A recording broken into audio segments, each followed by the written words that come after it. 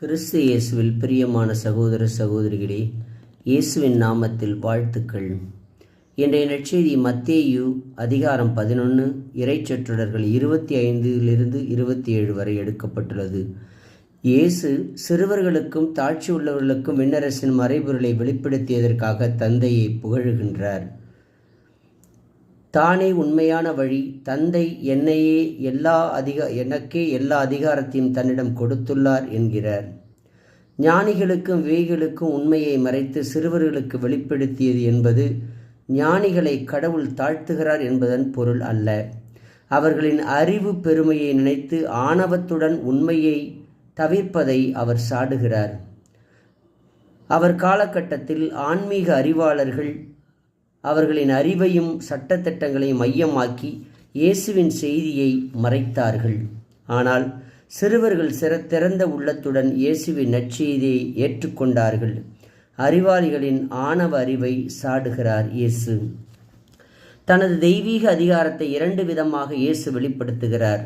1, எல்லா அதிகாரமும் எனக்கு தந்தையால் இவ்வுலகில் அருளப்பட்டுள்ளது என்கிறார். 2, தந்தையுடன் தான் கொண்டிருக்கும் தனித்துவம் மிகுந்த உறவால் வெளிப்படுத்துகிறார். என்னையன்றி யாரும் தந்தையை அறிய முடியாது, அடையவும் முடியாது. என்னை ஏற்றுக்கொள்பவன் தந்தையை ஏற்றுக்கொள்கிறான், தந்தையை அறிவான், தந்தையை அடைகிறான் என்கிறார். நானே வழியும் உயிரும் உண்மையும், என் வழியாயன்றி யாரும் தந்தையை அறியவும் அடையவும் முடியாது. சிறுவர்கள் அதை திறந்த உள்ளத்துடன் ஏற்றுக்கொண்டார்கள்.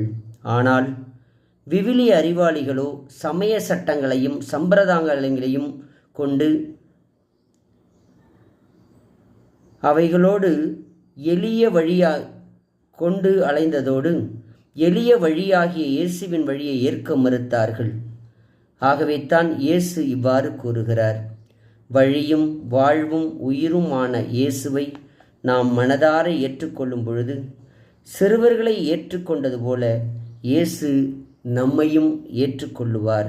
ஏனெனில் சிறுவர்கள் திறந்த உள்ளத்துடன் இயேசு என்னும் எளிய வழியை, கடவுளை அடையக்கூடிய வழியை, உயிர்ப்பும்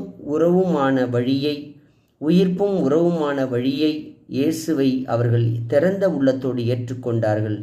ஆனால் அறிவாளிகளோ அதை மறைத்தார்கள், ஆணவத்தால் அதை இழந்தார்கள்.